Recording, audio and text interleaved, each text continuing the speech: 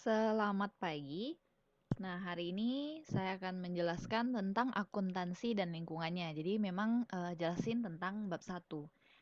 Oke, karena kalau kita jelasin di WA terbatas ya. Oke. Nah, di bab satu ini saya langsung akan bahas intinya aja. Kalian boleh baca sendiri. Kalau ada yang mungkin tidak jelas boleh ditanyakan di grup WA. Nah, ini langsung saya bahas tentang tujuan dari akuntansi itu sendiri. Kenapa sih kalian harus belajar akuntansi? Jadi sebelum kita masuk ke mata kuliah pengantar akuntansi lebih dalamnya, nah kita bahas dulu pengertiannya gitu ya.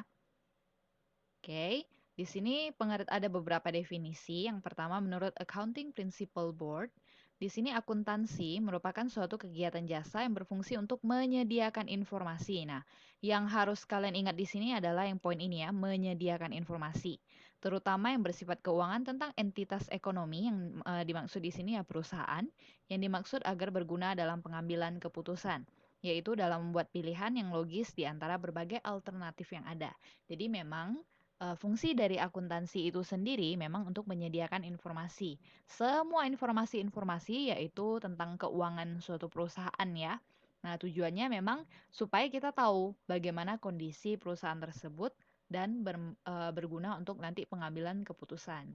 Jadi kalau misalnya kondisi keuangan perusahaan bagus, oh ya berarti perusahaan masih punya misalnya pendanaan untuk ekspansi. Kalau misalnya perusahaan sedang, oh misalnya mungkin kekurangan dana, oh ya maka mungkin bisa diambil keputusan untuk, oke kita butuh dana tambahan, misalnya dengan melakukan right issue atau dengan mencari modal dari kredit bank segala macam. Jadi memang hasil dari laporan keuangan ini memang gunanya untuk pengambilan keputusan gitu ya. Nah, terus di sini, kalau kalian perhatikan, kalau kita lihat dari suatu sistem ya, sistem itu kan yang terintegrasi. Nah, akuntansi itu diartikan sebagai nih, suatu sistem informasi, sistem yang terintegrasi, yang bersifat finansial dalam suatu kegiatan bisnis, yang memproses data finansial keuangan, menjadi informasi yang berupa laporan keuangan. Jadi output akhir kita memang berupa laporan keuangan yang akan diinformasikan kepada pihak-pihak yang memerlukannya untuk mengambil keputusan seperti tadi ya. Nah, nanti siapa aja pihak yang akan menggunakan laporan keuangan hasil dari akuntansi sendiri, nanti akan kita bahas juga di modul yang selanjutnya. Nah, kalau dilihat dari segi proses, nah akuntansi ini ada siklusnya. Jadi nanti juga akan kita pelajari di agak slide di halaman selanjutnya ya. Nah, akuntansi itu memang proses. Prosesnya mulai dari mana? Identifikasi dulu. Udah identifikasi, misalnya kan setiap entitas atau perusahaan itu kan ada transaksi-transaksinya.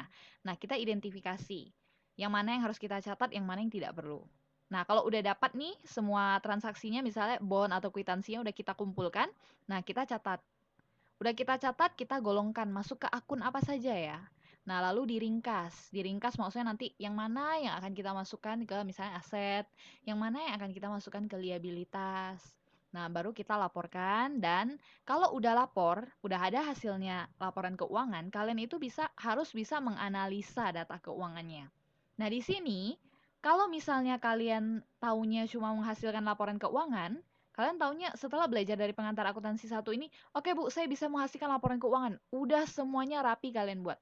Tapi ketika kalian memberikan laporan keuangan ini misalnya kepada manajer, lalu manajernya nanya, oke, jadi tolong jelasin ke saya, apa isi dari laporan keuangan kamu ini? Apakah kamu bisa menginterpretasi isinya, bisa jelasin ke saya isinya apa?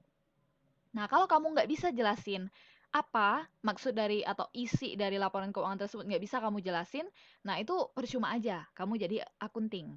Nah, makanya waktu kalian ambil di program studi akuntansi ini, nanti kalian ada belajar mata kuliah analisa laporan keuangan. Cuma saya lupa itu di semester berapa, apa semester 5 atau 6 itu saya lupa, mungkin 5 kali ya. Itu ada mata kuliah analisa laporan keuangan. Nah, jadi lulusan akuntansi itu harus bisa menganalisa. Kalian harus tahu apa data keuangan itu. Kalau misalnya cuma menghasilkan data, zaman sekarang sudah banyak aplikasi yang otomatis ya, aplikasi komputer itu banyak sekali di mana udah bisa hasilkan laporan keuangan otomatis. Jadi kalian tinggal masukkan aja datanya, asetnya berapa, transaksinya apa aja. Nah, dia udah bisa hasilkan hasil akhir dari laporan keuangan itu sendiri. Semua di sistem sekarang udah ada. Cuma masalahnya kenapa akuntan masih dibutuhkan? Karena bos-bos itu atau manajer itu butuh orang yang bisa membaca hasilnya. Angka-angka ada, cuma masalahnya kalian bisa baca hasilnya atau tidak. Itu saja masalahnya. Nah, oke, saya lanjut dulu di sini. Boleh kalian baca ya. Nah, saya lanjut ke sini aja. Yang apa pihak-pihak yang memakai laporan keuangan karena memang ini pembahasannya memakan waktu yang lama. Untuk di kelas kemarin saya masuk ke kelas P duluan ya. Nah, itu memakan waktu yang sangat lama. Oke, di sini pihak yang menggunakan laporan keuangan itu ada dua, ada pihak internal, lalu juga ada pihak eksternal.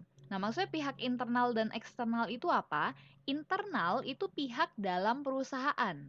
Jadi misalnya, saya ambil contoh ya, saya ambil saja perusahaan PT Indofood Sukses Makmur Tbk. Nah, kalian kan tahu PT Indofood itu yang memproduksi biasa mie instan segala macam ya. Nah, di dalam perusahaan ini ada pihak siapa aja? Oh iya, ada pihak manajernya, ada pihak karyawannya. Nah, begitu. Nah, kalau eksternal itu adalah pihak luar. Pihak luar perusahaan, dia tidak digaji oleh perusahaan, dia pihak dari luar, tapi dia masih berhubungan dengan perusahaan itu sendiri. Jadi di sini untuk pihak eksternal itu ada investor, ada kreditur atau bank, ada pemerintah, pemasok, pelanggan konsumen, serikat buruh. Nah, saya bahas dulu yang internal ya, pihak internal yang ini dalam perusahaan. Nah, di sini manajer itu ini kebetulan kalian ambil prodi akuntansi ya. Kalau kalian lihat dari prodi manajemen, nah itu mereka adalah dilatih memang selama kuliah itu memang untuk mengambil keputusan gitu. Jadi tugasnya manajer itu mengambil keputusan. Nah, masalahnya manajer ambil keputusannya dasarnya dari mana? Nggak bisa dia, oke, keputusan kita akan mendirikan pabrik baru. Atau tiba-tiba dia tiba-tiba datang terus dia bilang, oke, kita akan mendirikan anak perusahaan baru. Nah, dia tidak mungkin menghasilkan keputusan tanpa ada dasarnya. Nah, salah satu yang menjadi dasar dia untuk membuat keputusan memang informasi dari laporan keuangan itu sendiri. Nah, informasi dari laporan keuangan ini sendiri diperoleh dari si akuntan itu sendiri. Oke, saya lanjut yang kedua ya. Nah, jadi pihak internal yang kedua, kalau tadi manajer itu kan wajar dia membutuhkan laporan keuangan memang untuk mengambil keputusan karena di sini posisi dia ya pekerjaan dia ya memang seperti itu ya. Dia memang butuh laporan keuangan. Nah, yang selanjutnya adalah karyawan. Ini karyawan kenapa butuh laporan keuangan gitu kan? Nah, di sini karyawan membutuhkan laporan keuangan memang terkait dengan di sini juga ada ya tentang permintaan gaji, upah, bonus. Nah, jadi kalau misalnya kalian posisikanlah diri kalian sebagai karyawan. Kalau misalnya memang menurut laporan keuangan, itu perusahaan kalian laba terus kok. Nah, itu wajar kalau kalian misalnya menuntut kenaikan gaji. Karena, oh iya perusahaan kita laba terus, kami sudah bekerja dengan cukup keras misalnya. Kami sudah mengejar target kami sehingga perusahaan bisa menghasilkan laba yang banyak. Tapi kok nggak ada kenaikan gaji atau kok nggak ada bonus. Nah, itu wajar kalau misalnya kalian menuntut. Tapi kalau misalnya memang perusahaannya sedang krisis, rugi terus, nah itu kan berarti memang karyawannya memang belum maksimal bekerja dan memang karyawan menjadi sadar kalau oh tidak tepat jika kita menuntut kenaikan gaji, upah atau bonus. Jadi memang karyawan butuh hal seperti itu ya terkait dengan laporan keuangan. Nah, menariknya lagi kemarin di kelas sebelumnya kelas P itu ada yang menanyakan kepada saya, "Bu, ini laporan keuangannya manajer bisa dapat dari mana ya?" Nah, manajer ya yang namanya dalam perusahaan ya, apalagi yang minta manajer. Nah, manajer tinggal minta aja dengan bagian akuntan. Mana laporan keuangan saya mau menggunakannya karena memang dia berhak. Karyawan juga sama.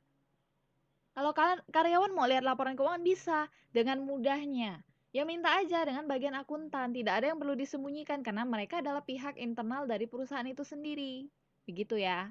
Cuma memang dikembalikan lagi sih ke kebijakan perusahaan. Nah, kalau perusahaan yang berskala kecil yang memang dimiliki oleh keluarga-keluarga itu benar-benar perusahaan yang sederhana gitu lah ya.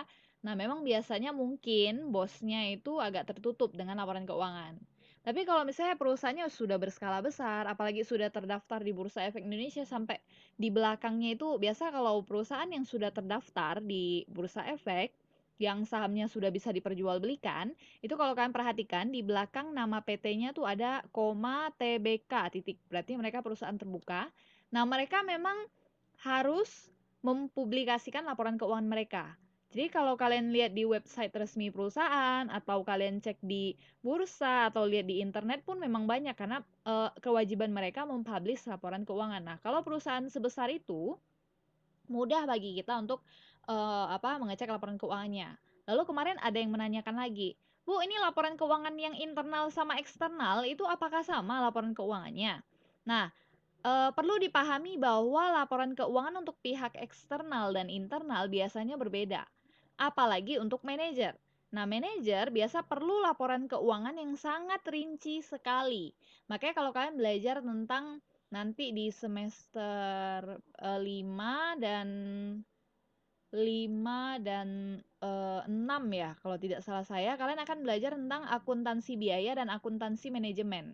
Nah, di mana mereka akan menghasilkan laporan keuangan yang khusus sekali, lebih rinci lagi. Kalau akuntansi biaya berarti benar-benar menghasilkan informasi semua tentang rincian biaya yang dikeluarkan.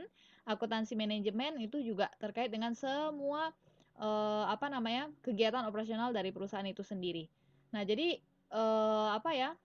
laporan keuangan untuk pihak internal biasanya lebih rinci, karena memang mereka perlu mengoperasikan perusahaan itu sendiri, jadi memang lebih rinci. Tapi kalau misalnya laporan keuangan untuk pihak eksternal, itu biasanya sudah diringkas. Jadi dibuat ringkas supaya apa? Mudah dibaca juga, begitu. Nah, lalu sekarang selanjutnya kita bahas tentang pihak eksternal ya. Di pihak eksternal di sini ada investor. Saya bahas satu-satu dulu, ada investor nih. Nah, investor adalah pihak yang memiliki dana lebih.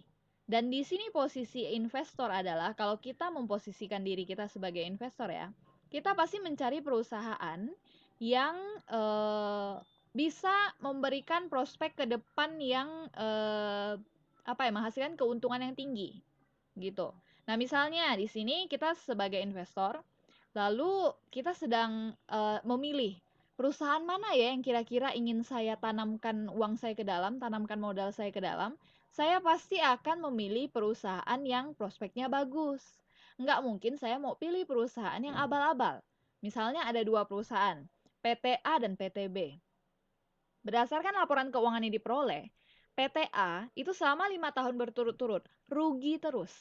Kalau PT B selama 5 tahun belakang ya berturut-turut itu laba terus, walaupun peningkatan labanya tidak terlalu besar tapi laba terus. Nah, pasti investor akan menanamkan modalnya di perusahaan yang kinerjanya lebih baik. Jadi memang investor itu butuh laporan keuangan karena dia memang menitipkan dananya ke sana gitu loh. Tujuan dari investor menanamkan modal ya tujuannya ingin memperoleh return atau pengembalian yang lebih tinggi di masa depannya gitu ya. Nah, selanjutnya kreditur atau bank. Di sini, kalau misalnya perusahaan membutuhkan modal tambahan, bisa diajukan ke bank. Biasa ya, kita pinjam uang dengan bank ya. Nah, kemarin ada yang nanya juga, Bu, kalau CU gitu, misalnya atau koperasi misalnya, boleh nggak termasuk ini kreditur? Ya, selama mereka memberikan fasilitas pinjaman, mereka mengizinkan organisasi atau perusahaan meminjam dana mereka ya boleh gitu loh. Jadi ibaratnya gini ya, kalian sekarang posisikan diri kalian sebagai bank nih. Anggap kalian Bank Mandiri misalnya. Nah, ada perusahaan yang ingin meminjam uang di Bank Mandiri. Nah, Bank Mandiri itu nggak mungkin sembarangan menyalurkan dananya. Mereka harus pilih perusahaan yang tadi, yang kira-kira ke depannya bisa ngangsur pinjaman. Kalau mereka sembarangan pinjamkan uang ke ke nasabahnya, terus tiba-tiba kreditnya macet, itu gimana Bank Mandiri ingin beroperasi lagi ke depannya. Jadi benar-benar kalau perbankan mau mencairkan kredit ke nasabah, itu benar-benar dia harus lihat dulu laporan keuangannya supaya dia tahu kinerja perusahaan gitu loh. Jangan sampai kalau udah dipinjamin uangnya terus tiba-tiba nggak bisa diangsur atau macet gitu ya. Selanjutnya, untuk yang pemerintah. Nah, pemerintah kenapa butuh laporan keuangan? Nah, ini memang sangat berkaitan dengan perpajakan. Nah, di sini kalau kita mau bayar pajak memang sesuai dengan berapa penghasilan yang dihasilkan oleh perusahaan.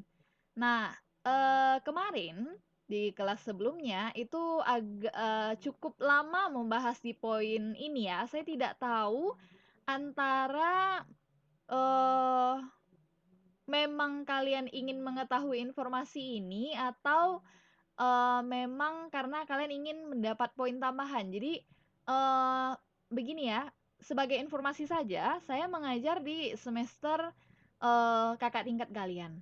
Nah, ketika kakak tingkat kalian bertanya, mereka tidak pernah bertanya sambil menuliskan NPM. Jadi mereka tidak pernah bertanya, "Ya, nama saya ini, NPM saya ingin bertanya bla bla bla." Mereka tidak pernah seperti itu kakak tingkat kalian. Kakak tingkat kalian itu hanya bertanya jika memang dia tidak paham. Dan pertanyaannya juga tergantung dengan materinya. Misalnya kalau dia belajar tentang dasar akuntansi, dia akan menanyakan tentang dasar akuntansi. Nah, kalau di kelas yang sebelumnya, itu ditanyakan sampai kan kita bahas nih, oke? Petugas pajak itu memang butuh laporan keuangan perusahaan untuk tahu ya penghasilan perusahaan itu berapa. Jadi, pengenaan pajak itu memang tergantung dengan penghasilan perusahaan.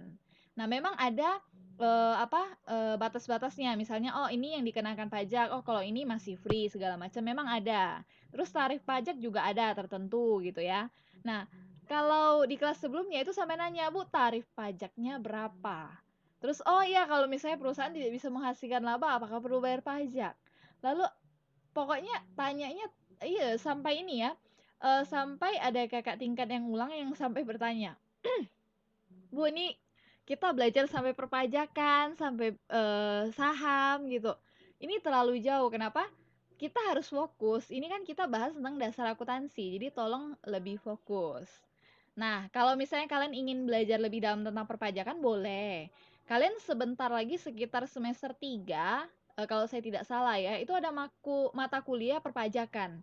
Nah, kalian tanyalah puas-puas tentang pajak di sana. Lalu di semester akhir, semester 7 juga ada lagi, satu kali lagi belajar perpajakan lagi, akuntansi perpajakan. Nah, kalian pelajarilah puas-puas di sana. Nah, kalau yang ini kan, maksudnya begini ya, bukannya saya melarang bertanya, bagus jika bertanya. Cuma masanya begini, kondisi kita sekarang itu kita perkuliahannya online. Jadi kita harus memanfaatkan waktu semaksimal mungkin. Nah, masa perkuliahan kita cuma 1 jam 15 menit.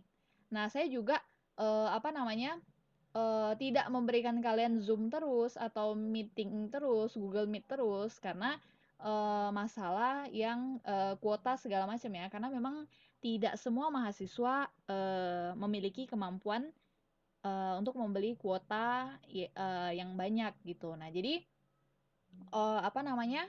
Tolong kalau misalnya mau bertanya itu disesuaikan dengan materi gitu ya. Tapi nggak apa-apa kok kalau aktif bertanya gitu ya. Oke, yang selanjutnya oke, jadi ini ya, pemerintah butuh, laporan keuangan tadi. Memang, ingin mengetahui, bagaimana, harta perusahaan terkait dengan asetnya maksudnya ya, lalu penghasilan perusahaan tadi. Karena memang pengenaan pajak memang dari labanya gitu. Jadi, kalau kalian nanti udah belajar nih di laporan laba rugi nih, memang ada, laba bersih sebelum pajak. Nanti ada lagi laba bersih setelah pajak segala macam. Jadi, sebelum pajak berapa, lalu setelah dipotong pajak berapa gitu. Nah, lalu selanjutnya tentang pemasok. Nah, pemasok ini suppliernya ya. Jadi, misalnya saya ambil contoh nih, untuk PT Indofood misalnya ya. Nah, PT Indofood ini kan menghasilkan salah satu produknya itu mie instan. Nah, mie instan itu biasa membutuhkan tepung terigu. Nah, di sini perusahaan pemasok atau supplier bahan baku berupa tepung terigu itu ketika memasok tepung terigu ke PT Indofood, pemasok ini harus berpikir dulu, ini saya menjual tepung terigu ke PT Indofood, apakah PT Indofood itu bisa membayar semua pesanannya ya, begitu. Karena pemasok itu ketika memasok barang ke tempat ke suatu perusahaan, ya dia harus memastikan apa namanya, barang yang yang disuplai ke perusahaan itu ya harus terbayar. Jangan sampai nanti tepung terigunya dikirim terus ke Indofood, terus tiba-tiba nggak dibayar. Nah, itu kan rugi. Jadi pemasok di sini mereka memang butuh laporan keuangan karena mereka ingin melihat, oke, perusahaan ini keuangannya sehat nggak ya gitu. Apalagi yang ini ya, kalau kalian perhatikan di sini ya, terkait dengan liabilitas. Liabilitas itu terkait dengan hutang perusahaan. Nah, pemasok itu akan mengecek nanti bagian hutangnya si PT Indofood. Dia banyak utang dengan orang atau tidak ya. Nah, kalau misalnya saya bicarakan, saya ambil contoh misalnya PT Garuda Indonesia ya. Kalian kan semua tahu Garuda Indonesia memang perusahaan penerbangan. Nah, kalau kalian perhatikan, hutangnya Garuda Indonesia itu cukup tinggi. Nah, di sini misalnya kita posisikan perusahaan kita sebagai Boeing misalnya yang menjual pesawat. Ketika si Garuda Indonesia ingin membeli pesawat, nah si Boeing harus mikir dulu, ini kalau saya kirimkan pesawat ke Garuda, ya memangnya Garuda bisa bayar pesawatnya? Nah gitu, padahal hutangnya tinggi. Nah gitu, memang butuh informasi terkait laporan keuangan untuk yang pemasok. Untuk yang selanjutnya pelanggan dan konsumen. Nah, ini juga banyak dibahas. Nah, Bu, kenapa pelanggan atau konsumen ini butuh? Nah, pelanggan dan konsumen butuh laporan keuangan di sini ya. Mereka tertarik dengan keadaan keuangan perusahaan, terutama jika mereka terikat perjanjian jangka panjang dengan perusahaan atau tergantung pada perusahaan. Nah, jadi begini, pertama dulu pertanyaannya. Bu, pelanggan atau konsumen dapat laporan keuangan dari mana? Yang tadi saya bilang ya, kalau misalnya untuk perusahaan terbuka, memang di website perusahaan itu ada laporan keuangannya, jadi bisa dicek. Nah, terus anggaplah gini lah ya, Indofood menghasilkan mie instan kan, Indomie kan. Nah, kita posisikan diri kita sebagai pelanggan nih. Kita lihat mie instan Indomie itu. Nah, pertanyaannya adalah kenapa pelanggan butuh informasi laporan keuangannya Indomie? Apakah selama ini kalian makan Indomie, kalian bertanya-tanya tentang laporan keuangannya? Nah, kan enggak kan? Nah, cuma di sini kenapa pelanggan atau konsumen butuh? Nah, sebenarnya ini kemarin saya bilang, saya ceritakan ya terkait dengan CSR. Jadi kalau kalian udah belajar manajemen lebih dalam, jadi kan memang untuk akuntansi memang ada pelajaran manajemennya juga ya. Jadi perusahaan itu juga harus menjalankan CSR. CSR itu apa? Corporate Social Responsibility. Jadi intinya dia itu harus juga memberdayakan atau bisa bermanfaat bagi masyarakat sekitar. Nah, pelanggan atau konsumen biasanya cukup tertarik. Biasanya ya, saya tidak mengatakan kalian atau bagaimana, biasa pada umumnya tertarik dengan produk-produk yang memang menjalankan CSR dengan baik. Contoh kemarin saya ambil contoh PT Aqua misalnya. Aqua itu banyak melakukan CSR berupa misalnya mereka membantu eh, apa membantu menyalurkan air bersih ke daerah-daerah yang terpencil. Nah, kita sebagai konsumennya Aqua, kalau misalnya lihat, oh iya, Aqua itu sampai membantu daerah-daerah ini ya, daerah-daerah terpencil ya. Berarti dengan kita membeli Aqua, kita ikut menyumbang sebenarnya kegiatan itu. Berarti kita ikut beramal. Nah, saya ambil contoh lain deh. Misalnya, kalau kalian perhatikan ya, dulu itu untuk produk seperti Pepsodent, kalau kalian ingat ya, itu ketika kalian membeli Pepsodent, terus dikatakan bahwa setiap kali pembelian satu Pepsodent, kalau misalnya kotaknya atau kalian simpan dan segala macam, itu kalian menyumbang berapa rupiah kepada masyarakat yang membutuhkan karena disalurkan begitu ya. Nah, program-program seperti itu sebenarnya memberikan sedikit banyak ya, walaupun hanya 0, berapa persen kepada pelanggan itu rasa di mana pelanggan, oh ya berarti dengan membeli produk ini saya ikut beramal. Nah, sebenarnya seperti itu. Nah, cuma memang tidak banyak pelanggan yang membutuhkan laporan keuangan. Seperti kita selama ini kita beli produk Indomie kan kita jarang kan ingin melihat laporan keuangannya kan. Nah, selain itu juga ya, pelanggan butuh atau konsumen butuh laporan keuangan juga supaya dia bisa tahu sebenarnya terkait dengan kualitas produk itu sendiri. Misalnya, saya membeli produk Indomie. Nah, saya ingin mengetahui sebenarnya keuangannya si Indofood itu bagaimana sih? Nah, misalnya Indofood itu rugi terus, misalnya ya. Misalnya nih, Indofood itu rugi terus. Nah, dia udah rugi nih. Jadi, selama ini produk yang dihasilkannya ini dananya dapat dari mana kalau misalnya dia rugi terus? Nah, mulailah misalnya ya muncul kecurigaan. Oh, jangan-jangan ini bahan baku yang digunakan tidak berkualitas nih, atau misalnya mesinnya nggak diganti udah berkarat atau apa. Nah, kita kan khawatir juga ya. Tapi kalau misalnya laporan keuangannya si Indofood laba terus, ya memang Indofood memang laba ya selama ini, jarang Indofood rugi ya, karena dia memang jual barang konsumsi, consumer goods, oke? Jadi ketika kita melihat apa namanya produk Indofood, oh ya, laba Indofood ini laba terus gitu kan. Oh iya, terus di laporan keuangan kan biasa ada keterangan ya, mereka belanja modal apa aja. Misalnya, oh ya mereka beli mesin, oh ya mereka dirikan pabrik baru, oh ya mereka beli bahan baku aja menghabiskan berapa triliun atau berapa miliar gitu. Nah, kita kan sebagai penggunanya, oh berarti mereka menggunakan bahan baku yang berkualitas. Oh berarti proses pembuatan mereka ini canggih, alat-alatnya canggih kok, bukan manual pakai tangan manusia, itu bukan. Nah, berarti kualitasnya bagus nih. Oke, berarti wajar jika saya membeli ini, merek ini, gitu loh ya. Sebenarnya seperti itu. Nah, lalu terakhir serikat buruh. Ini juga banyak dibahas. Kenapa sih serikat buruh itu membutuhkan laporan keuangan, Bu? Lalu ada yang tanya lagi, Bu, serikat buruh itu bukannya ini ya, bukannya pihak internal perusahaan ya, kan buruh gitu kan. Nah, di sini harus kalian pahami, serikat. Nah, serikat itu ibarat seperti organisasi para buruh gitu loh.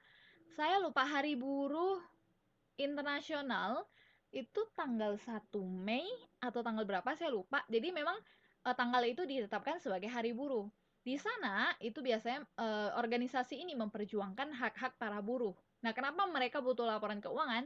Ya balik lagi seperti yang saya katakan. Jadi organisasi-organisasi ini akan membantu memperjuangkan hak-haknya buruh. Nah, ketika mereka lihat laporan keuangannya, oke, laba terus, pendapatan tinggi kok, laba tinggi kok bertahun-tahun.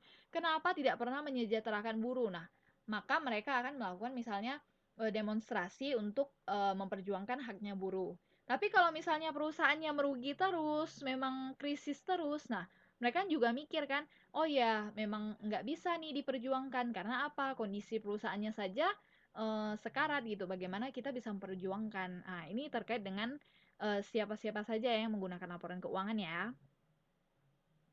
Oke, terus saya bahas ke ini profesi dan bidang-bidang akuntansi. Nah, apa namanya? Setelah kami lulus S1 akuntansi nih, Bu, profesi apa saja sih yang bisa dijalankan gitu atau bidang-bidang akuntansi bidang-bidang apa saja sih yang berhubungan dengan akuntansi gitu ya. Nah, di sini itu ada akuntan publik.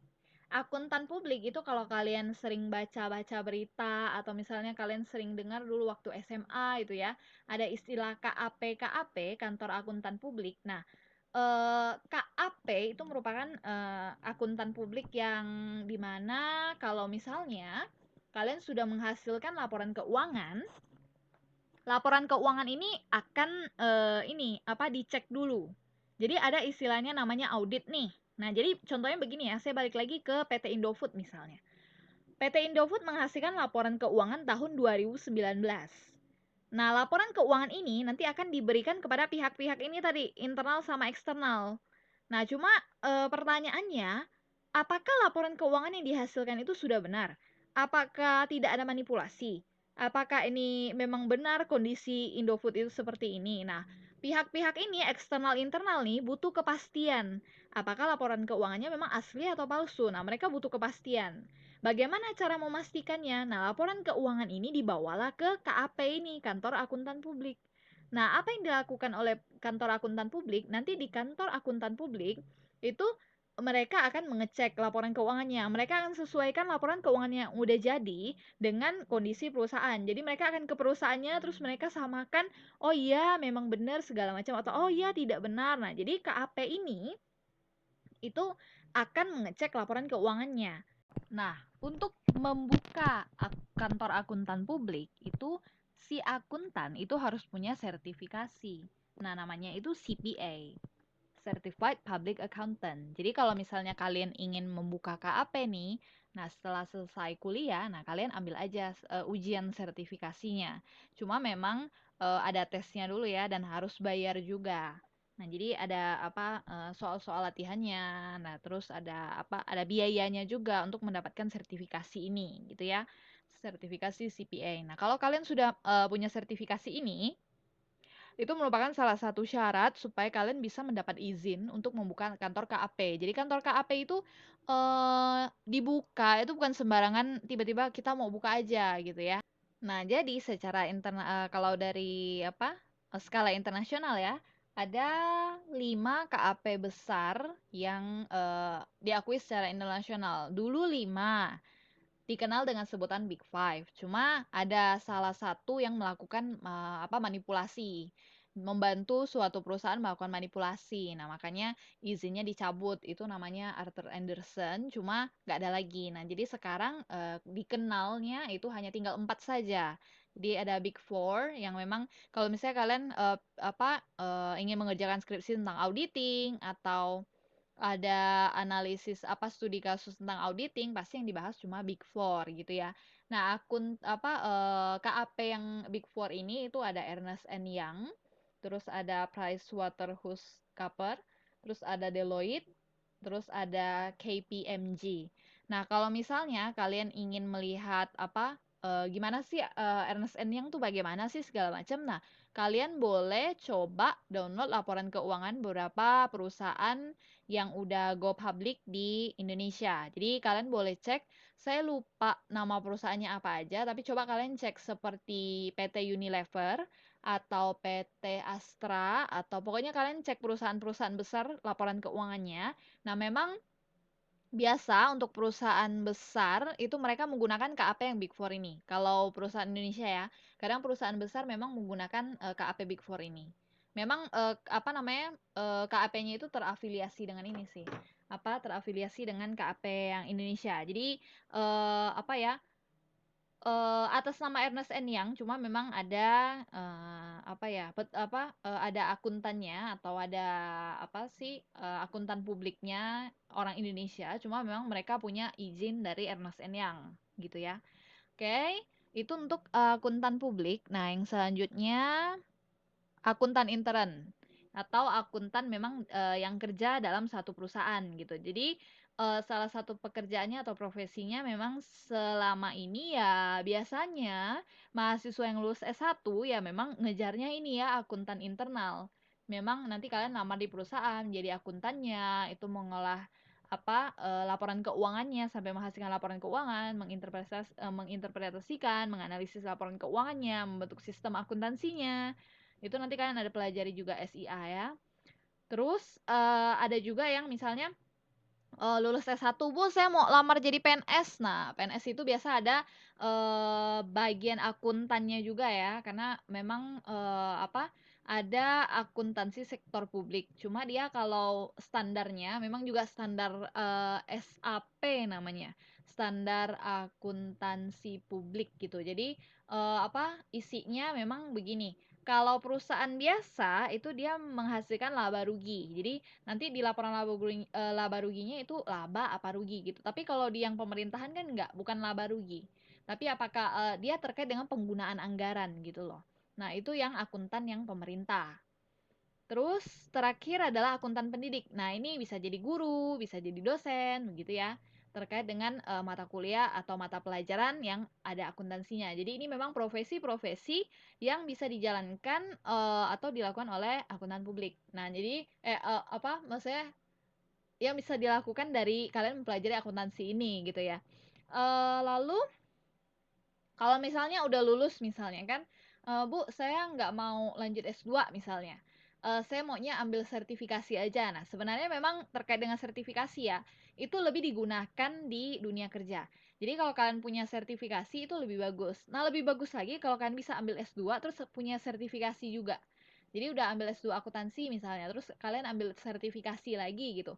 Cuma setahu saya memang S1 saja sudah bisa ambil sertifikasi sih. Cuma memang kalian memang harus belajar lebih dalam ya, karena mau ambil sertifikasi misalnya CPA atau sertifikasi akuntansi ada lagi satu yang CA dia ya, Chartered Accountant.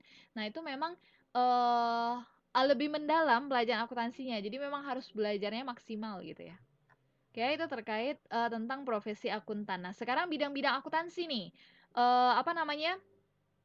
Bidang-bidang apa aja sih yang kita menggunakan akuntansi? Nah, ini semuanya sebenarnya yang akan kalian pelajari juga sih di selama kalian S1 ini. Jadi mulai dari akuntansi keuangan. Nah, ada akuntansi manajemen juga. Nah, jadi beda akuntansi keuangan sama akuntansi manajemen apa? Jadi akuntansi keuangan itu lebih ke pengguna yang eksternal ya. Jadi yang tadi lah kita bahas pihak eksternal itu. Jadi akuntansi keuangan memang untuk menghasilkan laporan untuk pihak eksternal yang saya bilang lebih ringkas itu. eh, Tidak terlalu ringkas sebenarnya, cuma Kalau dibandingkan dengan akuntansi manajemen, kalau manajemen kan memang untuk pihak internal, jadi memang lebih lengkap. Nah, analisa yang keuangan ya memang tidak terlalu lengkap, cuma ya memang ada standarnya. Jadi dia ada SAK-nya yang harus dipatuhi gitu ya. Nah, apa namanya? Untuk yang akuntansi keuangan nanti kalian pelajari di AKL 1, AKL 2, AKM 1, AKM 2. Jadi AKM dulu ya. Jadi nanti kan belajar AKM dulu, akuntansi keuangan menengah 1, akuntansi keuangan menengah 2 di semester 3 dan 4. Lalu semester 5 dan 6 belajar akuntansi keuangan lanjutan 1 dan akuntansi keuangan lanjutan 2. Lalu untuk akuntansi manajemen akan dipelajari di semester 6. Akuntansi biaya akan dipelajari di semester 5. Ini terkait tentang biaya-biaya yang dikeluarkan, ini juga manajemen terkait proses operasionalnya. Terus auditing itu juga akan kalian pelajari internal audit sama auditing aja itu ada di semester 6 dan 7 apa 5 dan 7 saya lupa ya. Nah, untuk perpajakan ya seperti yang saya bilang sebelumnya ada di semester 3 untuk perpajakan, lalu khusus yang ke akuntansi perpajakan ada di semester 7.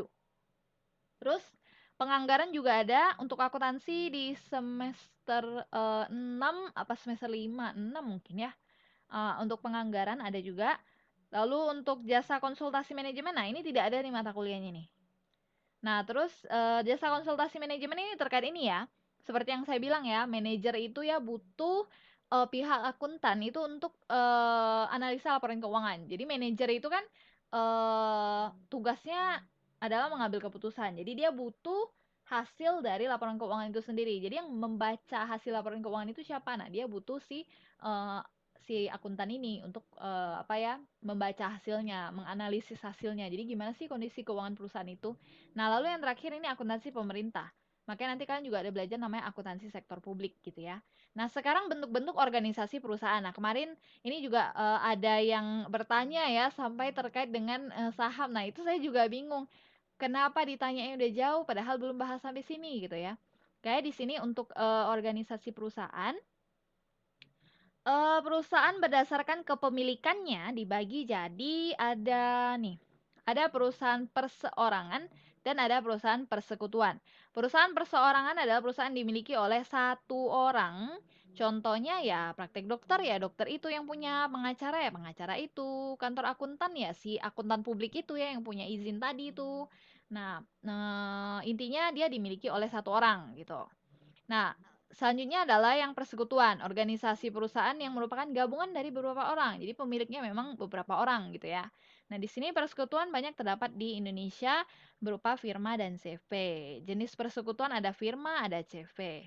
Nah, di sini firma merupakan perusahaan yang dimiliki oleh dua orang atau lebih.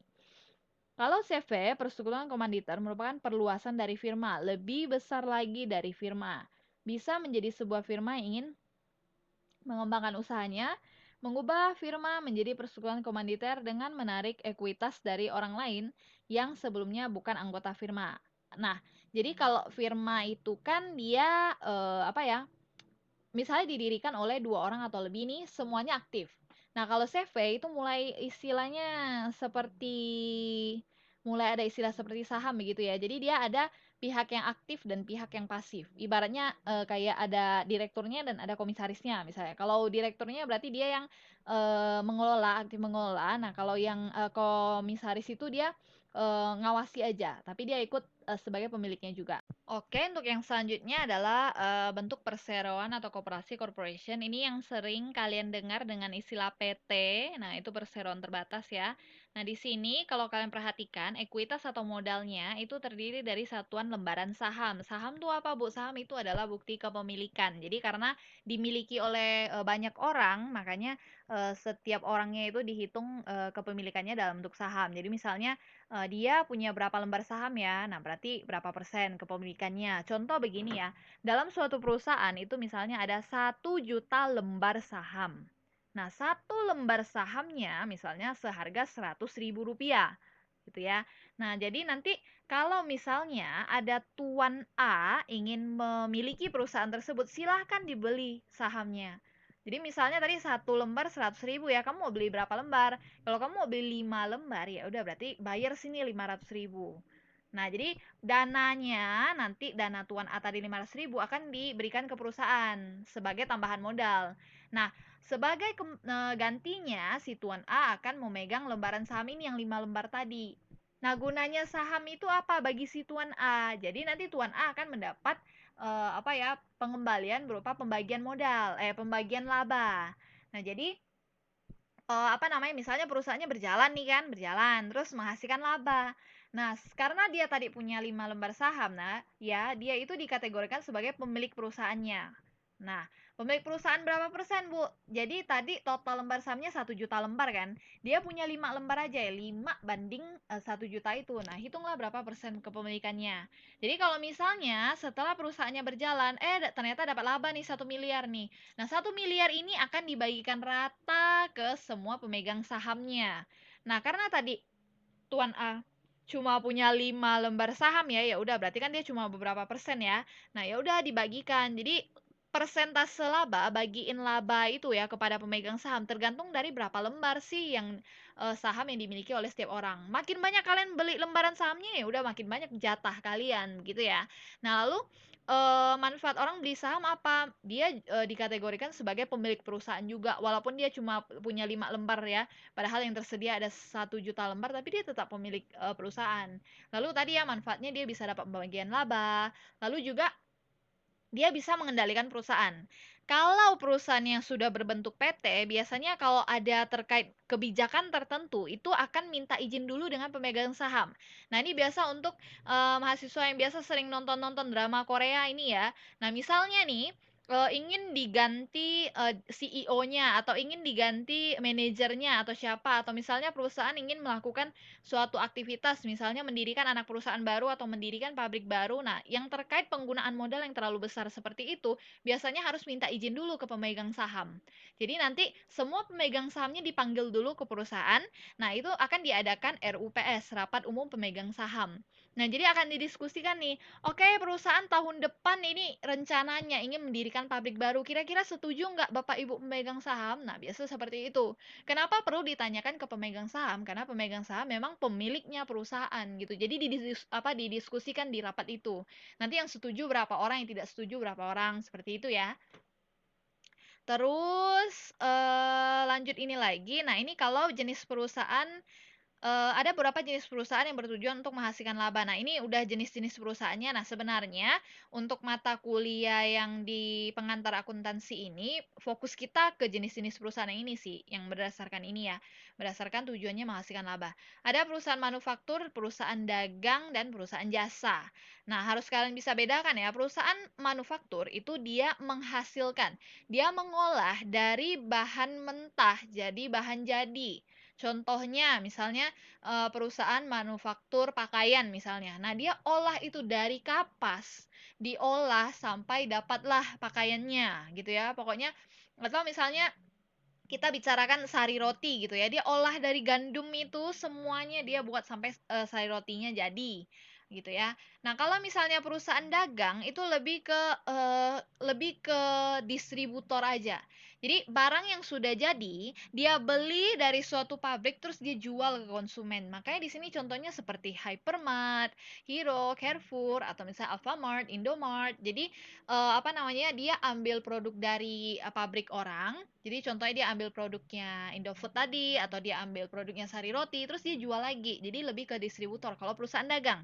Nah, terakhir adalah perusahaan jasa. Perusahaan jasa yang menyediakan jasa, contohnya ya maksudnya perusahaan Garuda ya, perusahaan Telkomsel, bank-bank, semua hotel-hotel yang menyediakan jasa. Nah, di sini untuk mata kuliah pengantar akuntansi 1, kita akan awal-awalnya ya kita menggunakan perusahaan jasa terus. Kenapa Bu perusahaan jasa? Karena perusahaan jasa dulu karena perusahaan jasa tuh lebih sederhana. Pendapatannya ya dari jasa yang diberikan. Jadi dia tidak punya persediaan bahan baku segala macam. Iya peralatan punya, perlengkapan punya, cuma dia tidak perlu persediaan bahan baku, bahan setengah jadi, barang jadi, itu nggak ada. Karena lebih simple, karena ini pengantar ya. Nah, untuk awal-awal materi pengantar akuntansi 1, kita memang menggunakan perusahaan jasa. Terus nanti setelah UTS agak lebih berat materinya karena kita bahas perusahaan dagang. Nah, di sini mulai nih ada persediaan barang dagang. Nah, jadi gimana ngestoknya di gudang, gimana pencatatannya itu semua harus ada ya. Ibarat kayak kalian reseller gitu ya. Misalnya kalian apa namanya ngestok dulu barangnya nih, ya nanti baru disalurkan itu gimana. Nah, untuk pengantar akuntansi 1, kita tidak belajar perusahaan manufaktur karena terlalu berat materinya. Seperti yang saya sampaikan tadi, ini terkait dengan bahan mentah, bahan setengah jadi, bahan jadi gitu. Jadi mulai dari bahan bakunya, jadi macam-macam deh persediaannya. Karena terlalu berat, maka tidak digunakan di pengantar akuntansi 1. Ini akan kalian pelajari di akuntansi biaya atau di akuntansi manajemen nanti ya, semester agak lebih tinggi. Nah, sekarang saya bahas ke siklus akuntansi ya selanjutnya ya. Nah, di sini secara berurutan siklus akuntansi meliputi tahap-tahap sebagai berikut: mendokumentasikan dulu semua transaksi keuangannya lewat bukti-bukti transaksi dan melakukan analisis transaksi. Jadi, nanti semua bukti transaksi, segala bond, kwitansi yang ada di perusahaan itu jangan dibuang, itu disimpan. Nah, udah disimpan, nanti baru kita mulailah input-input ke dalam data-datanya ya. Nih, pencatatan, mencatat semua yang tadi bukti transaksi yang udah kita kumpulkan tadi tuh kita catat gitu ya. Terus penggolongan, nanti kita golongkan ini termasuk akun apa sih? Nah, nanti juga akan saya bahas tuh. Ibu dari tadi ngomong akun, bingung saya akun apa. Nah, kalau kalian perhatikan di sini ya, itu ada aset. Aset itu kalau bagi yang pernah belajar akuntansi itu istilahnya dulu aktiva, cuma kita pahami di sini aset. Aset adalah harta perusahaan. Jadi kita ingin lihat perusahaan itu punya uang berapa, punya mesin-mesin berapa, punya kendaraan berapa, harta dia tuh apa aja sih. Lalu liabilitas itu terkait dengan hutangnya. Jadi perusahaan ini punya hutang berapa, itu harus dicatat semua. Ekuitas itu modalnya. Nah, tadi kan kalian ada bahas nih, modal dipegang oleh 1 orang, 2 orang, atau dipegang oleh dalam bentuk saham. Nah, itu ada nominalnya. Cuma karena kita pengantar akuntansi, jadi kita modalnya kita tidak berupa saham dulu ya, kita berupa perorangan saja. Jadi misalnya Tuan A modalnya dia sudah menanamkan modal berapa juta, terus Tuan B berapa juta gitu. Jadi kita belum belajar tentang saham. Nah, kalau di AKM 1, AKM 2 akuntansi keuangan lanjutan sama akuntansi keuangan menengah, mungkin kalian baru akan mempelajari ekuitasnya berupa lembaran saham. Jadi nanti dia kasih tahu nih ekuitasnya misalnya 1 miliar. 1 miliar itu ada berapa lembar sih? Nah, nilai nominal saham itu berapa sih? Nah, itu nanti ya, lebih sulit lagi nanti. Nah, lalu di sini kita lihat penghasilannya. Berapa pendapatan perusahaan itu ya? Terus beban-bebannya di laporan laba rugi nanti ya. Nah, jadi ini kita golongkan. Oh ya, kalau kejadian ini kita masukkan ke dalam akun ini. Kalau kejadian yang itu masuk ke dalam akun mana gitu. Nah, terus ini baru kita masuk ke proses peringkasan. Nah, kita mulai buat ini nih neraca saldo nih, trial balance gitu. Selanjutnya baru kita pelaporan. Nah, pelaporan itu apa? Menyusun deh laporannya. Di sini laporannya ada laporan laba rugi, neraca. Cuma neraca itu sekarang istilahnya lebih sering dikenal dengan laporan posisi keuangan ya. Terus laporan perubahan ekuitas atau sebutannya dulu itu laporan perubahan modal, terus laporan arus kas gitu. Terus selalu dianalisa. Nah, analisa ini yang tadi saya bilang, analisa laporan keuangan. Jadi kalau misalnya sudah ada angka-angkanya, akuntan itu harus bisa baca. Apa sih maksud dari laporan keuangan itu? Bagaimana sih kondisi perusahaan harus bisa dianalisa. Nah, di sini itu ada di dibuatkan ini ya, ntar saya kecilin dulu. Oke. Nah, di sini ada accounting cycle, maksudnya siklus akuntansi. Nah, tolong kalian pelajari ya, atau bagi mahasiswa yang mengulang pengantar akuntansi 1, tolong kalian pelajari ini karena biasanya waktu sidang itu sering ditanya, apalagi kalau di prodi akuntansi. Bakal ditanya, nah kamu sudah belajar akuntansi sejauh ini, kamu apakah masih ingat atau masih hafal siklus akuntansi? Nah, ini wajib ya, harus dihafalkan. Sebenarnya lebih baik kalau bisa bukan dihafal, tapi dipahami. Nah, lebih baik kalau bisa dipahami ya. Nah, kita mulai dari sini dulu. Jadi tadi yang saya sampaikan, jadi ada bond-bondnya gitu. Dari transaksi nih, nah kita jurnal. Nanti ada istilahnya jurnal umum, nggak apa-apa. Nanti saya jelasin dulu pakai kata-kata, cuma nanti mungkin lebih mudahnya nanti kalian langsung kerjakan lewat jurnal umum segala macam ya. Cuma ini saya jelasin dulu. Jadi semua bond-bondnya tadi dikumpulin, terus kita mulai buat jurnal umumnya, penjurnalannya dulu. Udah di jurnal, nanti kita posting ke buku besar. istilahnya ya. Jadi ibarat kalau udah dicatat nih, oh apa aja ya, oh beli apa aja, dananya keluar kemana. Nah kalau udah di jurnal kita posting. Posting itu kita mulai pisah-pisahkan. Oke, kalau yang uang-uang kumpul ke sini. Nah kalau yang aset-aset kumpul ke sini. Kalau yang hutang-hutang kumpul ke sini gitu. Jadi udah mulai dipisah-pisahkan. Terus kita buat trial balance. Oke, jadi kita rangkum nih semuanya. Oke, harta di sini, hutang di sini, modal di sini. Nah, adjustment adalah penyesuaian. Karena biasanya waktu kita udah selesai sampai di sini, di yang ketiga yang trial balance yang neraca saldo tadi, kadang masih ada kejadian-kejadian yang baru muncul di ending-ending. Atau kalau misalnya di akuntansi ya ada karena kita menggunakan misalnya accrual basis, itu kadang ada kejadian yang harus kita akui. Contohnya begini nih, ada bulan apa ya? Ini saya bicarakan bulan lalu aja, Agustus misalnya ya. Nah, Agustus itu karyawan itu ya harusnya di akhir bulan digaji gitu karena mereka sudah bekerja selama 1 bulan. Nah, tapi karena perusahaan belum ada dana, jadi perusahaan belum menggaji dulu nih. Jadi belum ada kas yang keluar kan untuk bayar gaji kan. Nah, jadi apa namanya di akuntansi kalau misalnya pakai accrual basis itu memang harus diakui dulu bebannya. Misalnya oke, terpaksa di penyesuaian dibuat tetap harus ada beban gaji, terus kita tulis oke hutang gaji karena belum dibayar gitu ya. Nah bagi yang bingung ya udah nggak apa-apa, pokoknya dengar aja saya ceramah dulu nih, nanti kalau misalnya kita praktek baru kalian paham. Cuma ini saya mau jelasin dulu accounting cycle-nya atau siklus akuntansinya bagaimana. Terus adjusted trial balance adalah neraca saldo setelah penyesuaian. Jadi kan tadi ada disesuaikan nih. Nah, kita buat neraca saldonya setelah disesuaikan. Terus kita baru buat laporan keuangan. Nah, financial statement itu laporan keuangan tadi yang ada di slide yang ini. Nah, ini yang ada, tunggu ya. Oke, ini gimana? Oke. Nah, jadi yang apa? Yang terdiri dari laba rugi, laporan posisi keuangan atau neraca, laporan perubahan ekuitas atau laporan perubahan modal, laporan arus kas. Sebenarnya satu lagi ada CLK, ada 5 ya sebenarnya laporan keuangan ya. Cuma memang nggak apa CLK itu berisi penjelasan aja sih, penjelasan dari semua keempat ini. Nah, nanti ini plus CLK ada 5 kan laporan keuangan. Nah, itu maksudnya financial statement. Jadi ketika seseorang mengatakan bahwa tolong berikan saya financial statement, tolong berikan saya financial statement-nya ya. Ya harus 5 itu yang kalian buat tadi ya, yang ini. Mulai dari ini laporan laba rugi ini sampai ke CALK gitu ya. Terus closing entries ini jurnal penutupnya. Nah, terus kalau misalnya kita udah buat segala macam sampai laporan keuangan harus ditutup lagi ya karena apa? Ini satu siklus. Jadi jangan sampai di sini udah selesai gitu, tapi memang harus ditutup supaya ntar mulai yang baru lagi itu rapi karena tidak semua akun dalam pencatatan itu bisa dilanjutkan. Contoh seperti ini ya. Satunya adalah akun aset nih misalnya. Saya membeli satu unit mobil seharga 100 juta.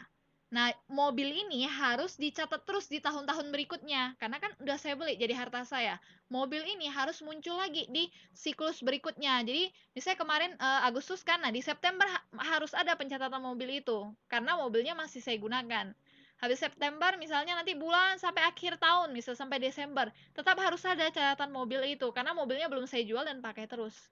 Nah, itu gunanya jurnal penutup. Tapi kalau terkait jurnal akun seperti pendapatan atau beban, nah mereka adalah akun-akun yang tidak boleh dilanjutkan. Jadi contoh di bulan Agustus pendapatan saya anggaplah 50 juta ya. Misalnya di bulan Agustus pendapatan saya 50 juta. Nah, 50 juta di bulan Agustus ya harus ditutup. Udah ditutup apa ntar masuk ke bulan selanjutnya September, nah pendapatan kita nanti mulai lagi dari nol, tergantung lah di September ada kejadian apa saja. Oh ternyata di bulan September itu pendapatan kita cuma 20 juta, nah jadi nanti di bulan September ya 20 juta aja. Nah nanti ditutup lagi mulai dari nol lagi. Jadi kalau tolong dibedakan ya, kalau yang kayak tadi mobil ya itu aset itu memang harus dilanjutin terus, angkanya selalu muncul terus sampai akhir tahun. Tapi kalau pendapatan tiap bulan itu beda. Pendapatan ibarat kayak gini ya, kalau misalnya kalian buka usaha, pendapatan tiap bulan itu kan beda-beda. Nah, jangan dicampur. Jangan misalnya Agustus labanya pendapatannya 50 juta. Terus di September pendapatannya 20 juta. Terus kalian tambahin jadi 70 juta. Nggak boleh, karena pendapatan tiap bulan itu beda-beda gitu ya. Jadi fungsinya jurnal penutup itu begitu. Ada akun yang perlu ditutup, ada akun yang perlu dilanjutkan. Maksudnya ditutup itu ya nanti supaya periode awal dia mulai lagi dari nol. Ada akun yang memang tidak boleh dinolkan, jadi harus tetap ada. Nah, terus ada post closing trial balance, jadi neraca saldo setelah penutupan, terus jurnal pembalik. Jurnal pembalik ini tidak wajib, boleh dibuat, boleh tidak. Nah, kalau udah selesai di sini ya udah selesai. Kalau udah selesai di poin 9 ya udah selesai. Kalau sudah selesai ya udah masuk lagi ke bulan selanjutnya. Jadi, transaction ini adalah proses awal untuk bulan yang baru. Jadi kalau udah sampai sini ya udah berarti pencatatan untuk bulan Agustus selesai. Nah, kita mulai lagi di bulan September. Nanti bulan September mulai di transaction, terus 1, 2, 3 untuk bulan September sampai 9. September udah selesai, nanti lanjut lagi bulan selanjutnya misalnya. Habis itu mulai lagi nanti bulan selanjutnya lagi segala macam gitu ya. Nah, terus nanti kalian bilang nih, Bu, ini ada tulisan worksheet, maksudnya apa nih? Ini adalah neraca lajur ya. Jadi worksheet itu, neraca lajur itu dia formatnya tabelnya cukup panjang karena dia memuat ini. Mulai dari neraca saldo itu dicatat di neraca lajurnya sini worksheetnya. Terus adjustment penyesuaian juga dicatat di sini, adjusted trial balance juga dicatat di sini, financial statement yang berupa laba rugi dan neraca itu juga dicatat di sini. Nah, itu akan dipelajari juga di antara sebelum UTS atau setelah UTS saya lupa, cuma memang ada keluar ya di ujian gitu. Jadi untuk worksheet itu emang lebih ke apa formatnya. Jadi apa aja sih yang perlu dicatat di ini neraca lajur ya 3, 4, 5 sama 6 gitu ya. Ini untuk apa siklus akuntansi tolong dipelajari kembali ya. Oke, yang selanjutnya saya bahas tentang laporan keuangan ya. Nah, tadi udah dibahas sebelumnya. Laporan keuangan yang kita pelajari itu ada 1, ada 5 ya. Ada yang pertama itu neraca. Dulu istilahnya neraca, cuma sekarang diganti menjadi laporan posisi keuangan. Kita ikuti peraturan yang terbaru ya. Karena kenapa neraca? Kalau neraca itu kan ibaratnya timbangan aja ya. Nah, ini karena apa ya?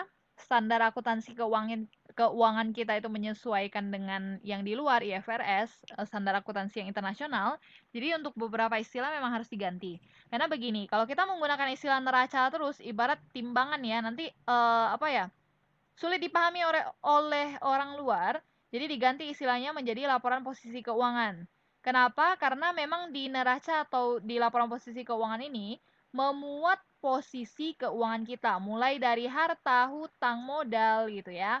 Nah, laporan keuangan yang pertama memang ini, terus yang kedua itu ini terkait dengan laba rugi, laporan laba rugi terkait dengan pendapatan kita berapa, beban kita berapa, sehingga diketahui apakah perusahaan menghasilkan laba atau rugi. Yang selanjutnya laporan perubahan ekuitas atau laporan perubahan modal terkait dengan berapa modal yang sudah ditanamkan dalam perusahaan tersebut. Selanjutnya ada arus kas terkait dengan ini yang dari namanya ya arus kas ya. Jadi kas kita itu jalannya kemana aja sih? Misalnya di bulan Agustus itu kas kita sebanyak misalnya 300 juta kas kita misalnya ya 300 juta. Nah, terus tiba-tiba di bulan Agustus tinggal 100 juta. Nah, itu jalannya kemana aja? Nah, akan dijelaskan di laporan arus kas. Jadi mungkin digunakan dalam kegiatan operasional, mungkin ada berpengaruh di kegiatan pendanaan, atau mungkin berpengaruh di bagian investasi gitu ya. Makanya dia bahasnya di sini. Jadi terkait dengan arus kas itu yang dibahas itu ada jalannya arus kas itu ke kegiatan operasional, pendanaan atau investasi, gitu ya. Oke. Nah, saya bahas dulu yang agak sulit mungkin ya, yaitu yang pertama tadi. Yang ini, yang apa laporan posisi keuangan. Di sini kalian ingat aja untuk laporan posisi keuangan itu ada 3 bagian yang paling penting, yaitu aset, liabilitas, dan ekuitas. Aset itu terkait apa? Aset itu terkait segala harta-hartanya perusahaan. Jadi mulai dari ini ya, aset, coba kalian perhatikan aset nih, ada aset lancar, sama ada aset tetap, ada aset tidak berwujud, terus nanti ada aset biologis lagi gitu ya, masih banyak yang lain. Nah, bedanya apa aset? Aset lancar itu berarti dia yang paling liquid. Maksudnya yang paling liquid itu paling mudah dikonversikan menjadi kas. Kas itu apa? Kas itu adalah uang tunai. Nah, yang termasuk dalam aset lancar di sini itu ada kas dan bank. Maksudnya kas yang ada di uang tunai yang ada di perusahaan, kas kecil, petty cash. Terus ada uang tunai yang disimpan di dalam bank juga, ada surat-surat berharga, deposito jangka pendek, piutang. Piutang itu adalah catatan orang yang hutang ke kita siapa saja, piutang lain-lain seperti piutang gaji, persediaan biaya-biaya yang dibayar di muka. Nah, ini semua termasuk aset lancar. Kenapa dia termasuk current aset atau aset lancar? Karena mudah diubah menjadi kas, gitu ya. Nah, selanjutnya adalah aset tetap. Untuk aset tetap ini agak sulit diubah menjadi kas. Contoh, tanah, gedung, mesin, mobil. Ketika kalian ingin menjual tanah, kan tidak semudah itu ya. Tiba-tiba hari ini saya mau jual tanah, terus tiba-tiba laku, terus besoknya langsung dapat dananya, kan tidak. Gedung juga sama, mesin, mobil. Kalau mau diubah ke kas, itu ada prosesnya dan lebih lama. Makanya dia termasuk aset tetap gitu ya. Lalu aset tidak berwujud. Dari namanya intangible asset berarti tidak ada wujudnya. Contoh hak paten, hak cipta, goodwill, merek dagang. Ini ada nilainya ya. Cuma memang tidak kita pelajari di sini. Lebih banyak dipelajari di mata kuliah akuntansi keuangan lanjutan. Jadi ini ada nilainya. Nah, contohnya saya berikan contoh. Ada apa namanya? Baju kaos misalnya yang polos ya. Nah, itu ketika baju kaos yang polos ini diberikan tanda logo, misalnya logo Nike atau logo Adidas atau misalnya logo Starbucks. Nah, itu nilainya udah berubah karena kaos ini jadi kaos officialnya mereka. Walaupun itu hanya logo aja ya atau merek dagangnya aja. Nah, itu ada nilainya. Ibarat seperti kalau misalnya kalian apa, ingin membuka usaha franchise-nya mereka. Nah, itu kan apa ya, beli izinnya gitu kan, izin misalnya KFC ya, KFC kalian mau buka di daerah kalian misalnya. Nah, itu kalian beli franchise-nya segala macam. Nah, itu kan memang apa ya, tidak berwujud seperti apa, hak cipta, merek dagang segala macam kan itu tidak berwujud, cuma dalam bentuk gambar, logo gitu kan, nggak ada wujudnya barangnya, cuma memang bernilai gitu, ada nilainya gitu ya. Goodwill juga sama, goodwill tuh kayak nama baiknya gitu lah ya. Terus aset biologis juga ada. Aset biologis itu terkait misalnya seperti perusahaan peternakan. Nah, mereka kan punya misalnya hewan, misalnya sapi atau misalnya apa ada usaha misalnya pelihara ayam, peternak apa namanya, ayam apa, yang menghasilkan telur atau ayam pedaging gitu. Nah, mereka kan punya persediaan dalam bentuk hewan. Nah, itu dikategorikan sebagai aset biologis. Terus di apa, di laporan posisi keuangan selain tadi kan saya bilang ingat ya ada aset, liabilitas, dan ekuitas. Aset itu tadi harta, harta kita ingat tadi ada 3, ada aset lancar, tetap, tidak berwujud. Nah, terus lanjut ke liabilitas, utang. Utang juga sama, ada utang lancar sama yang bukan. Utang itu ada 2, ada hutang jangka pendek dan hutang jangka panjang. Hutang jangka pendek ya yang apa, jatuh temponya itu lebih pendek, tapi kalau hutang jangka panjang jatuh temponya lebih lama. Ekuitas itu yang modal itu ya. Nah, untuk liabilitas modal, tolong kalian bedakan sama di sini piutang. Jangan sampai terbalik. Piutang itu artinya orang yang berhutang ke kita. Jadi misalnya apa namanya, si teman kalian hutang dengan kalian nih. Nah, itu berarti kalian catatnya piutang. Dikategorikan sebagai aset karena suatu saat ketika si teman kalian kembalikan uang ke kalian ya itu jadi hak kalian. Makanya digolongkan sebagai harta. Kalau liabilitas ini kalian yang ngutang ke orang. Jadi misalnya nih kalian tidak punya dana misalnya untuk apa ya, tidak punya dana untuk misalnya ingin beli HP gitu kan. Nah, jadi kalian ambil kredit gitu kan. Jadi kalian hutang nih sama apa, toko handphonenya. Nah, itu berarti digolongkan sebagai liabilitas. Kalian punya kewajiban untuk membayarkan suatu saat gitu. Nah, kewajiban ini ada jatuh temponya, kapan harus dilunasi. Jadi ada yang jangka pendek dan ada yang jangka panjang gitu ya. Nah, hutang yang jangka pendek, ini saya sebutnya hutang aja ya. Hutang yang jangka pendek itu kalau jatuh temponya dalam 1 tahun, bisa hutang dagang. Hutang dagang ini terkait kalau misalnya kita ambil bahan baku, kita ambil persediaan sama supplier kita, hutang gaji. Nah, berarti kita belum bayar gaji ke karyawan gitu ya. Hutang wesel bayar jangka pendek, cuma sekarang udah jarang digunakan wesel sih. Dia seperti apa ya, surat tanda kalian hutang gitulah. Cuma dia memang ada surat resminya. Terus hutang dividen. Nah, dividen ini apa? Dividen ini adalah tadi kan saya ada cerita, pemegang saham itu kan bisa apa ya, pemegang saham itu kan nanti di akhir periode itu kan menerima pembagian laba perusahaan. Misalnya perusahaan menghasilkan laba tadi 1 miliar misalnya kan. Nah, 1 miliar ini nanti akan dibagikan ke pemegang sahamnya. Dibagikan dalam bentuk apa sebutannya? Pembagian laba itu sebutannya dividen. Jadi kalau belum dibagiin yang ngutang dulu lah sama pemegang saham. Nah, terus untuk hutang jangka panjang bisa hutang obligasi, sama hutang obligasi itu terkait dengan surat utangnya juga. Jadi ada surat yang legal. Nah, ini jangka panjang. Jadi dia lebih dari 1 tahun, bisa 5 tahun, bisa 10 tahun. Nah, hutang hipotek ini adalah liabilitas kepada pihak luar yang dijamin dengan aset tetap. Ini terkait dengan apa ya? Kalian hutang dengan orang, tapi kalian jaminkan bangunan kalian. Seperti itu. Biasa dia pakai hutang hipotek, sebutannya hutang hipotek. Terus yang terakhir, tadi kan untuk laporan posisi keuangan ada 3 yang penting, ada aset, liabilitas, ekuitas. Aset tadi harta, liabilitas tadi utang, ekuitas itu terkait modal berarti. Nah, modal ini bisa berupa perorangan aja, karena saya bilang ini pengantar akuntansial, lebih mudah kita pakai perorangan aja. Misalnya Tuan A modal sudah menanamkan modal berapa, Tuan B sudah menanamkan modal berapa. Nah, untuk kalau modal dalam bentuk saham itu agak tinggi levelnya, nanti dipelajari di semester selanjutnya di AKM dan AKL gitu ya. Nah, di sini nanti kalian lihat nih, oh, ekuitas selisih antara aset dan liabilitas. Nah, ini mungkin akan dipelajari lagi di halaman selanjutnya. Nah, tolong kalian pelajari gini ya. Nih ya, nih saya balik lagi ke atasnya. Nah, ini kan gini. Aset, liabilitas, dan ekuitas merupakan 3 poin penting di laporan posisi keuangan. Tolong diingat bahwa jumlah aset itu harus sama dengan jumlah hutang ditambah dengan ekuitas. Contoh, kalau hutangnya 3 juta, hutang itu liabilitas ya. Kalau hutangnya 3 juta, modalnya 5 juta, kalau ditambahkan 3 juta tambah 5 juta, 8 juta. Nah, 8 juta asetnya berarti harus 8 juta juga.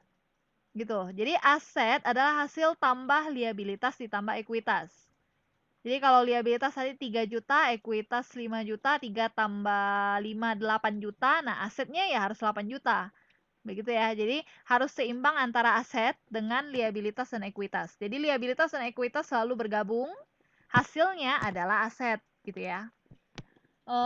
Selanjutnya laporan posisi keuangan yang lain lebih sederhana. Kalau misalnya laba rugi ya berarti tadi pendapatan dikurangi dengan beban-beban, dapat laba atau rugi.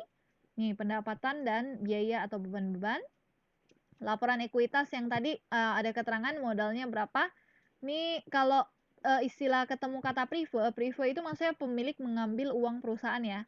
Mungkin untuk kebutuhan dia sendiri gitu. Misalnya kalian punya membuka toko sendiri. Nah, toko ini udah berjalan, tiba-tiba kalian ke kas dan mengatakan bahwa kasir tolong kasih saya misalnya 1 juta karena ingin jajan sendiri pemiliknya gitu ya. Nah, kalau pemilik udah mengambil dana untuk kepentingan dia pribadi itu sebutannya prive. Terus arus kas tadi yang udah saya jelasin, arah jalannya kas kita tuh kemana aja, jadi ke 3 kegiatan. Bisa operasional, pendanaan, dan investasi. Nah, oke. Sekarang kita baru mulai masuk ke hitungannya. Jadi kalau yang tadi itu baru pemahaman, nah sekarang kita masuk ke hitungannya. Ingat ya, persamaan dasar akuntansi ini penting sekali. Seperti yang saya tadi bilang, nih, aset itu sama dengan liabilitas ditambah dengan ekuitas. Jadi ingat ya, jadi tadi contohnya liabilitas 3 juta ditambah ekuitas 5 juta, 3 tambah 5, 8. Nah, itulah hasil dari asetnya. Ini diingat-ingat, harus diingat gitu ya. Oke. Lalu yang ini kalian boleh baca sendiri. Nah, ini terkait dengan akun-akun sih yang akan muncul di laporan keuangan. Jadi laporan keuangan yang tadi udah dijelasin nih yang di bagian ini nih. Yang ada 1, 2, 3, 4, 5. Yang saya bilang sebenarnya ada 5. Ada satu lagi CLK ya, catatan atas laporan keuangan. Cuma memang nggak dibahas di sini. Nah, ini semuanya nih. Ini kan ada akun-akunnya nih. Kas, bla bla bla bla. Ini semuanya ada di bawah. Penjelasannya ada di bawah. Jadi kalau kalian belajar nanti akan muncul akun pendapatan. Pendapatan tuh apa? Ya, ini ya penghasilannya ya. Berapa yang dihasilkan oleh perusahaan itu. Nah, ada expenses, beban-beban apa aja yang keluar untuk menghasilkan pendapatan itu. Nah, ada keuntungan, gain, ada rugi, ada net income, ada earning. Nah, net income itu kan yang laba bersih itu ya, yang pendapatan dikurangi sama beban-beban, terus nanti dikurangi lagi dengan beban-beban di luar kegiatan usaha, pokoknya sampai akhir yang udah real sekali net income.